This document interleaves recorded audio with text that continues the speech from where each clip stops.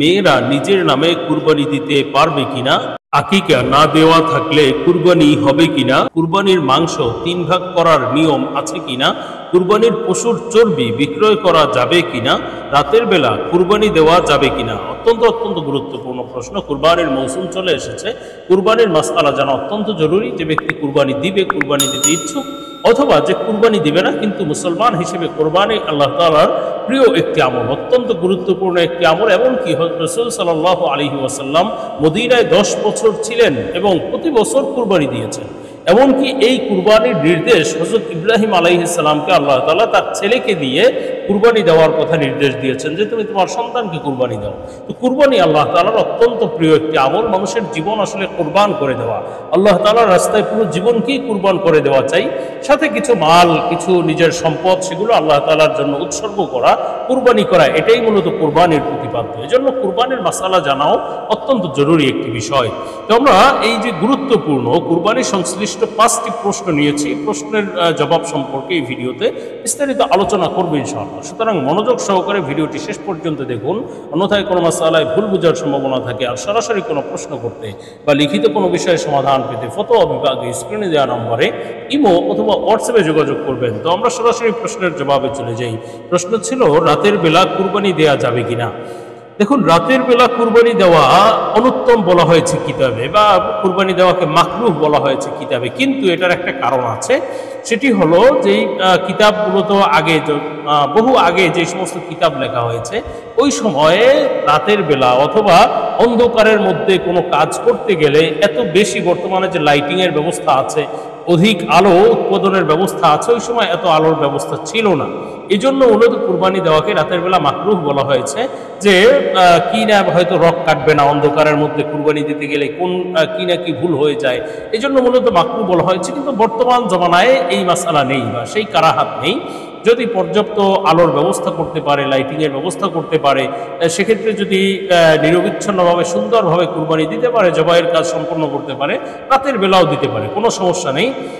কুরবানির সময় যেটা নির্ধারিত সময়, সেই সময়ের মধ্যে রাতের বেলাও কুরবানি দিতে পারবে, বর্তমানে অসুবিধা নেই। তো আমরা পরবর্তী প্রশ্নের জবাবে চলে যে প্রশ্ন ছিল কুরবানির পশুর চর্বি বিক্রয় করা যাবে কিনা। দেখুন, কুরবানি মানেই তো পূর্বেই বলেছি যে এটি আল্লাহ তাআলার জন্য নিজের মালকে উৎসর্গ করা, নিজের জান মাল উৎসর্গ করা, এটাই কুরবানির প্রতিপাদ্য। এখন আপনি যেই জিনিসটা আল্লাহ তাআলার জন্য কুরবানি করে দিয়েছেন, সেটি আল্লাহ তাআলার জন্য উৎসর্গ হয়ে গিয়েছে। এখন সেটি আল্লাহ তাআলা আপনার উৎসর্গ করার পরে সেই জিনিসটার বিধান কি হবে সেটি আল্লাহ তাআলা বলে দিয়েছেন, দেখিয়ে দিয়েছেন। রাসূল সাল্লাল্লাহু আলাইহি ওয়াসাল্লাম দিক নির্দেশনা দিয়ে দিয়েছেন। এখন সেটার দিক নির্দেশনা হলো যে আপনি যেটা কুরবানি করেছেন, যে প্রাণীটাকে, সেই প্রাণী আপনি নিজে খেতে পারবেন, কিন্তু সেই প্রাণীর মাধ্যমে আপনি অন্য কোনো ফায়দা অর্জন করতে পারবেন না। এই দিক নির্দেশনা আপনাকে দেওয়া হয়নি। এজন্য কুরবানির পশুর যত অঙ্গ প্রত্যঙ্গ, গোশত সহ যা আছে, চামড়া চুমড়া যা আছে, চর্বি, এগুলো সব আল্লাহ তাআলার জন্য উৎসর্গ, সব আল্লাহ তাআলার জন্য কুরবানি করা। এজন্য চর্বিগুলো যদি আপনি পারেন নিজের কাজে ব্যবহার করেন, আপনি যদি চান তাহলে সেটা আপনি নিজে ভক্ষণ করেন, খান, সমস্যা নেই। কিন্তু সেটা বিক্রয় করা যাবে না। বিক্রয় করা অর্থাৎ সেটা বিক্রি করে আপনি সেই টাকাটা আপনি নিজের কাজে ব্যবহার করবেন, সম্পূর্ণরূপে কিন্তু হারাম হবে, গুনাহ হবে। কিন্তু আপনি যদি চান যে সেটা আপনি নিজের কাজে ব্যবহার করবেন, খাবেন, সেটা আপনার জন্য সম্পূর্ণরূপে জায়েজ হবে। এখন প্রশ্ন হলো, তাহলে যদি বিক্রি করে ফেলে কেউ, সেক্ষেত্রে করণীয় কি? যদি বিক্রি করে ফেলে তাহলে সেই টাকাটা গরিব দুঃখীকে সদকা করে দিতে হবে। সেই টাকা নিজে ব্যবহার করা যাবে না, বা কোনো ধনীকে, কোনো আত্মীয় স্বজনকে কারো বেতন দেওয়া, এগুলোও করা যাবে না, বরং গরিব দুঃখীকে এমনি ফি সাবিলিল্লাহ সদকা করে দিতে হবে। তো আমরা পরবর্তী প্রশ্নের জবাবে চলে যাই। প্রশ্ন ছিল কুরবানির মাংস 3 ভাগ করার নিয়ম আছে কিনা। অবশ্যই কুরবানির মাংস 3 ভাগ করার নিয়ম আছে। সে সম্পর্কে বর্ণনা রয়েছে যে কুরবানির মাংস 3 ভাগ করবে, 1 ভাগ নিজের জন্য রাখবে, নিজের জন্য মানে পরিবারের জন্য রাখবে, আরেক ভাগের কথা বলা হয়েছে আত্মীয় স্বজনকে দিবে। অনেকে আছে কুরবানির সময় আত্মীয় স্বজনের কোনো খোঁজ খবর নেয় না, নিজে কুরবানির গোশত ভক্ষণ করে। অনেক আত্মীয়, আপন আত্মীয়, রক্তের আত্মীয় আছে, তারা কুরবানি দেয়নি, তো তাদের কোনো খোঁজও নিয়ে দেখে না। অত্যন্ত গর্হিত কাজ। কুরবানির সময়টা সবাই যেন গোশত খায়, এই সময় একটা গোশত খাওয়ার মাধ্যমে একটা আনন্দর ঘন পরিবেশ থাকে, সবার ঘরে ভালো খাবার থাকে, একটু সবাই আনন্দ করে খায়। এই আনন্দটা যেন সব ঘরে হয়। আমি নিজে কুরবানি দিয়েছি, নিজে আনন্দ করছি, আমার রক্তের আত্মীয় অথবা আশপাশের আত্মীয় স্বজন অথবা প্রতিবেশী তারা কুরবানির গোশত খাচ্ছে কিনা সেই খবরটা আমার রাখা দরকার। এই জন্য এই বিষয়ে অত্যন্ত গুরুত্বপূর্ণ আত্মীয় স্বজনের জন্য একটা অংশ রাখা, আরেকটি অংশ থাকবে গরিব দুঃখীর জন্য। অনেকে আছে আত্মীয় স্বজনের খবর রাখে না, কিন্তু যারা নিতে আসে অথবা যারা এসে চায় তাদেরকে দেয়। তো এমন নয়, বরং এক ভাগ নিজের পরিবারের জন্য রাখুন, এক ভাগ আত্মীয় স্বজনের মধ্যে বিলি করে দিন, আরেক ভাগ আপনি গরিব দুঃখীকে দিন। সেটি গরিব দুঃখী বলতে যারা এসে চায় শুধু তাদেরকেই দিবেন এমন নয়, খোঁজ দিয়ে আপনার একটু জানা দরকার যে কে কুরবানি দেয়নি, কোন অসহায় ব্যক্তি অথবা দরিদ্র ব্যক্তি আছে কুরবানি দেয়নি, তার বাসায় নিজের দায়িত্বে কুরবানির গোশত পৌঁছে দেওয়া দরকার। আত্মীয় স্বজন অনেকে আছে কুরবানি দিয়েছে, তারপরেও সেলাই রেহমি আত্মীয়তার বন্ধন দৃঢ় করার জন্য তাকেও কিন্তু কুরবানির গোশত দিন অথবা তাকে দাওয়াত করে খাওয়ান, অত্যন্ত ফজিলতের বিষয়। তো এই তিনটা ভাগ করার কথা বর্ণনা রয়েছে এবং অবশ্যই এই কোরবানির গোশত তিন ভাগ করে এই তিন ভাবে বন্টন করাটা জরুরি বা গুরুত্বপূর্ণ আমল। যদি এটা ফরজ ওয়াজিব নয়, কেউ যদি এটা না করে কুরবানি হবে না এমন নয়, কুরবানি সহি হয়ে যাবে। কেউ যদি নিজের প্রয়োজন হয় যে তার পরিবার অনেক বড়, তো সব গোশত নিজে খেয়ে ফেললো, সেটাও জায়েজ আছে, কোনো সমস্যা নেই। আর যদি তিন ভাগ না করতে পারে, সামান্য সামান্য কিছু আত্মীয় স্বজনকে দিল অথবা গরিব দুঃখীকে দিল, সেটাও জায়েজ আছে, অথবা সব যদি নিজেও খায় তাও জায়েজ আছে, সমস্যা নেই, কুরবানি হয়ে যাবে। কিন্তু উত্তম হলো সম্ভব হলে তিন ভাগ করে তারপরে সুচারুরূপে বন্টন করা। তো আমরা পরবর্তী প্রশ্নের জবাবে চলে যাব। প্রশ্ন ছিল আকিকা না দেওয়া থাকলে কুরবানি হবে কিনা। দেখুন, আকিকা একটি বিধান ইসলামের, তেমনিভাবে কুরবানিও একটি বিধান। আকিকার মাসআলা হলো আকিকা দেওয়া সুন্নতে মুআক্কাদা বা সুন্নত বলা হয়েছে। যাদের সামর্থ্য আছে অবশ্যই আকিকা দেওয়ার চেষ্টা করবে।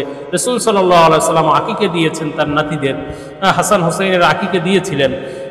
তো আকিকা দেওয়া অবশ্যই গুরুত্বপূর্ণ একটি আমল, কিন্তু আকিকার সাথে যে কুরবানি এমন সংশ্লিষ্ট যে আকিকা না দিলে কুরবানি হবে না অথবা কুরবানি দিলে আকিকা দিতে হবে না, এই ধরনের কিন্তু কোনো বিষয় নেই। আকিকা ভিন্ন মাসআলা, কুরবানি ভিন্ন মাসআলা। যার সামর্থ্য আছে সে আকিকা দিল, আর যদি যার আকিকা দেয়নি, হয়তো সামর্থ্য থাকা সত্ত্বেও দেয়নি অথবা সামর্থ্য নেই দেয়নি, তখন দেয়নি, এখন তার উপর কুরবানি ওয়াজিব হয়ে গিয়েছে, তো কুরবানি অবশ্যই দিতে হবে। আকিকার মাসআলাটি ভিন্ন। আকিকা যার উপর ওয়াজিব সে অবশ্যই আকিকা, যার সামর্থ্য আছে সে অবশ্যই আকিকা দেওয়ার চেষ্টা করবে, আকিকা দিবে। কেননা হাদিসের মধ্যে আছে আকিকার সাথে মারহুন থাকে, অর্থাৎ কেমন যেন বন্ধকৃত অবস্থায় থাকে সন্তানটা, বাচ্চাটা, বিভিন্ন বিপদ আপদ আসতে পারে। তো আকিকা দিলে আল্লাহ তাআলা বিপদ আপদ দূর করবেন, বা বিভিন্ন ফায়দা রয়েছে আকিকা দিলে সন্তানের জন্য। এই জন্য আকিকা অবশ্যই দিবেন, দেওয়ার চেষ্টা করতে হবে। কিন্তু এটা আকিকা না দিলে যে তার জন্য কুরবানি দেওয়া যাবে না বা কুরবানি ওয়াজিব হলেও দিতে পারবে না, এই ধরনের কোনো বিষয় নেই। আকিকা সম্ভব হলে দিবে, আর কুরবানি ওয়াজিব হলে অবশ্যই দিতে হবে, আর ওয়াজিব না হলে সওয়াবের জন্য আকিকা না দিলেও কুরবানি দিতে পারে। তোমরা পরবর্তী প্রশ্নের জবাবে চলে যাব। প্রশ্ন ছিল মেয়েরা নিজের নামে কুরবানি দিতে পারবে কিনা। দেখুন, মেয়েদের উপর কুরবানি অনেকে মনে করে যে পরিবারের পুরুষরা তো দিয়েছে, বাবা দিয়েছে, স্বামী দিয়েছে, অথবা পরিবারের পুরুষরা দিয়েছে, তো মহিলাদের আবার কিসের কুরবানি। অথচ মহিলাদের হিসাব কিন্তু ভিন্ন। কোনো মহিলার যদি পর্যাপ্ত পরিমাণ নিসাব পরিমাণ সম্পদের মালিক হয় কোনো মহিলা, তাহলে তার উপরেও কোরবানি ওয়াজিব, তারও কোরবানি অবশ্যই দিতে হবে। অনেকে মনে করে ঘরে একজন দিয়েছে তো কোরবানি হয়ে গিয়েছে, আর কি গোশত খাওয়া তো হলো। কুরবানি কি শুধু গোশত খাওয়ার জন্য? কুরবানি একটা ওয়াজিব দায়িত্ব। যারা নিসাব পরিমাণ সম্পদের মালিক, 52.5 তোলা রূপার সমপরিমাণ, রূপার মূল্যের সমপরিমাণ সম্পদের যারা মালিক, নিজের হাওয়ায় যে আসলিয়া বা দৈনন্দিন প্রয়োজনীয় প্রয়োজন বাদে অন্যান্য জিনিসপত্র, টাকা পয়সা, স্বর্ণ রূপা, তারপরে ব্যবসার পণ্য, এগুলো সব মিলিয়ে যদি 52.5 তোলা রূপার মূল্যের সমপরিমাণ সম্পদ কারো কাছে থাকে কুরবানির দিনগুলোতে, তার উপরেই কোরবানি ওয়াজিব। অনেক মা বোন আছে তাদের উপর কোরবানি ওয়াজিব হয়ে আছে, তাদের স্বর্ণ গয়না আছে অথবা সোনা রূপা বিভিন্নভাবে থাকে, তো তাদের উপর কোরবানি ওয়াজিব হয়ে আছে, কিন্তু কোরবানি দেয় না, বলে স্বামী দিয়েছে হয়েছে। না, কখনোই নয়। আপনি যদি নিসাবের মালিক হন, আপনি যদি টাকা বা আপনার যদি কোরবানি ওয়াজিব হয়, আপনার অবশ্যই কোরবানি দিতে হবে। এখন মেয়েদের নামে, নিজের নামে নিজে যদি কোরবানি ওয়াজিব হয়, তাহলে তো নিজের নামেই দিতে হবে, নিজের ওয়াজিব আদায় করার জন্য। আর কোনো মেয়ে যদি এমন হয় যে তার কাছে কিছু টাকা আছে, কুরবানি চাইলে, কুরবানি দিতে চায়, তো সেক্ষেত্রে সেও নিজের নামে দিতে পারে সওয়াবের জন্য। শুধুমাত্র স্বামী সওয়াব নিবে কুরবানির, অথবা সন্তানই সওয়াব নিবে, পিতাই সওয়াব নিবে, এমন নয়। আপনিও কুরবানি দিন। আপনার হয়তো কুরবানি ওয়াজিব না মেয়ে হিসাবে, বা মেয়েদের আপনার ওই পরিমাণ টাকা নাই ওয়াজিব হওয়ার মতো, কিন্তু কিছু টাকা আছে, চাইলে কুরবানিতে শরীক হতে পারেন বা কুরবানি দিতে পারেন। তো কুরবানি দিন, অনেক সওয়াব। এক একটা পশুর এক একটা পশমের বিনিময়ে 10টা করে নাকি, স্পষ্ট হাদিসের বার্তা। এই জন্য কুরবানি দেওয়ার অনেক সওয়াব রয়েছে। মেয়েরাও এই কুরবানির সওয়াবে অংশগ্রহণ করতে পারে, নিজের নামে কুরবানি দিতে পারে, কোনো সমস্যা নেই।